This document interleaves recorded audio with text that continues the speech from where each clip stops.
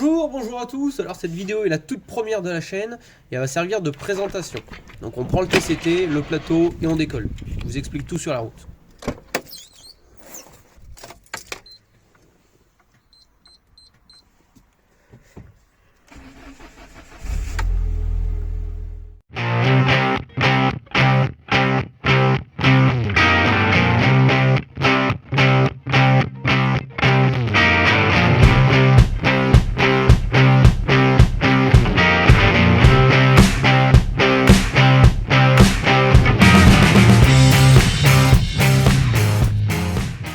Donc moi, je suis mécanicien de métier et je suis passionné par la préparation et la modification. Mon rêve, c'est de pouvoir être en capacité de tout refaire de A à Z sur une voiture. Mécanique, carrosserie, tôlerie peinture, électricité, tout. Donc j'ai déjà plusieurs projets en cours, certains bien avancés, d'autres à peine attaqués, mais le lancement de cette chaîne a été motivé par un projet. C'est une auto qui me fascine depuis un moment et qui a refait surface il n'y a pas si longtemps à l'occasion d'une vente aux enchères organisée par JP Motor. Et c'est un peu ça qui m'a donné envie d'en faire une quasi-réplique. Il s'agit bien évidemment du 806 des 24 heures de Spa. Pour ceux qui ne connaissent pas ce véhicule, je vous mets des liens d'articles en description. Donc attention, ne vous attendez pas à une réplique fidèle comme Franck fait avec son Espace F1. De 1, j'ai pas du tout les moyens, et de 2, ça restera un délit, une voiture de tous les jours. Donc je vais essayer de me rapprocher le plus possible de l'authentique, mais par exemple je vais pas faire l'arceau, quoique à voir dans le futur. J'ai déjà discuté avec un graphiste pour le covering, donc de ce côté-là, pas de soucis, si ce n'est le coût à négocier un petit peu. Bah oui, je suis que mécano. J'ai trouvé des fournisseurs d'amortisseurs courts, parce que bon, c'est un monospace, faut les trouver. Après, je vais essayer de trouver des jantes qui se rapprochent le plus possible du motif initial. Je dis le plus possible parce que bon, des spinlines d'origine en 18, ça doit tourner à 2000 balles pièce, donc c'est mort. Si certains ont des idées de répliques en occasion à bon prix, dites-le en commentaire. Si vous connaissez des forums de rallye ou des trucs comme ça, je suis preneur. Parce que là, je viens déjà de me taper les 4000 annonces du Bon Coin, je commence à en avoir un petit peu marre. Il y aura aussi les béquets, qu'il n'y a pas sur l'original, mais ça après ça me choque pas et puis je trouve que ça manque un peu à celui d'origine. Donc la base, ça sera mon Citroën Evasion 2 litres TCT que j'ai depuis un an. Il avait été arrêté suite à un départ d'incendie de l'alternateur, donc je lui ai fait une grosse révision. Actuellement alternateur neuf, kit distri, pompe à eau, courant d'accessoires, vidange, 10 plaquettes, tout ça c'est tout bon. Il y a encore énormément de boulot en mécanique et en carrosserie, mais avec le budget que j'ai et le temps que j'ai à y consacrer, c'est déjà une super base.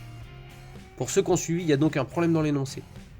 J'ai un Citroën Evasion, je veux répliquer un Peugeot 806. Oui, ils partagent exactement la même plateforme. Donc ce que vous êtes en train de visionner, c'est le trajet pour aller chercher la voiture donneuse. Un 806 2 litres 1 turbo D vraiment pas cher. Je vais récupérer la façade et le haillon pour facelift mon Evasion. Je rappelle ce que c'est le facelift. C'est le fait de maquiller une auto avec une autre, avec plus ou moins de réussite et plus ou moins de goût. C'est une mode connue dans le monde du tuning ou du drift. Rien d'inhabituel à croiser une Golf 4 avec un devant de Bora ou inversement, ou de S13 avec face avant de PS13 ou S14, S14 avec face de S15 ou arrière, enfin bref, vous avez compris. Donc concrètement, je vais prendre mon Evasion, facelift 806, répliquer la déco, sortir le moteur pour changer le turbo qui fuit, joint au moteur, joint de culasse, et installer un calculateur reprogrammé pour le passage à l'éthanol. Pour l'intérieur, on verra au fur et à mesure de l'avancement du projet.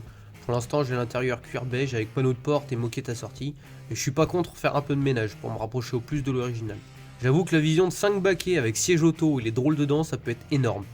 Donc dans les grandes et moyennes lignes, voilà le projet qui m'a donné envie de me lancer sur YouTube. Mais la chaîne présentera aussi tous mes autres projets actuels et les futurs. Donc il y aura largement de quoi faire niveau contenu à partager avec vous. Allez, je vous laisse avec la suite, on est arrivé.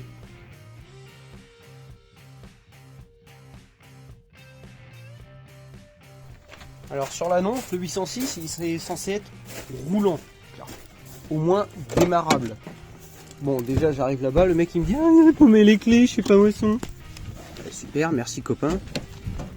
Du coup, obligé de s'amuser à péter le Neyman sur place. Ensuite, on se dit bon, voilà, le capot, c'est pas grave, on va acheter les fils, on va faire quelque chose. On ouvre le capot. Déjà, pas de batterie. La boîte à fusible ouverte, donc il doit en manquer les 3/4. Là, il manque les durites de suralim.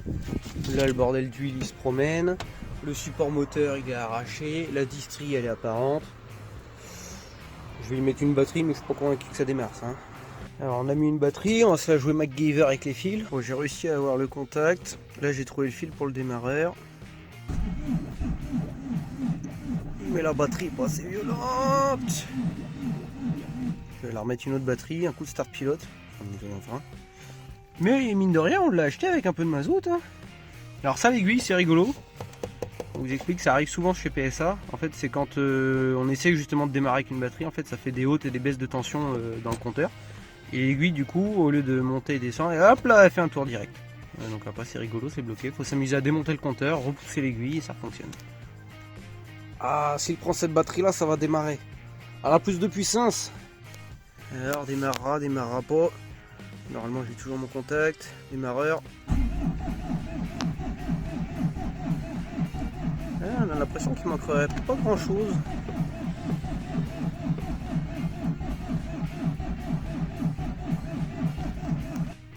MacGyver 3.0. Les mains d'origine, il est là. Les prises sont là.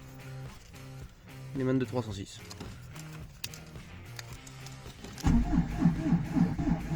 Mais elle veut pas. Et je sais, c'est à cause de la bague anti-démarrage. Mais tant pis.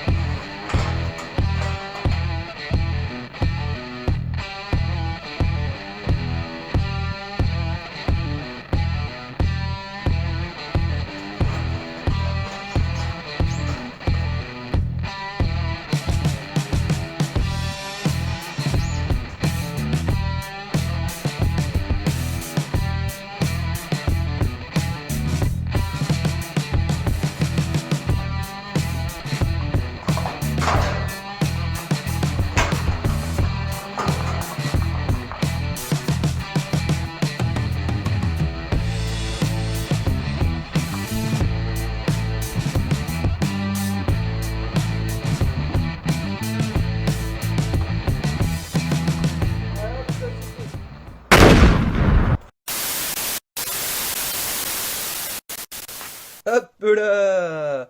Et au fait, pour ceux qui n'auraient pas compris, le but de le démarrer, c'était juste pour qu'il soit déplaçable à la maison. Le but, c'est pas de récupérer le moteur, ça on en a rien à faire. Le but, c'était vraiment qu'il soit déplaçable pour éviter d'avoir à le pousser tout le temps. Mais c'est pas grave, on fera autrement. Et sinon, la prochaine vidéo, c'est le démontage. Allez, salut!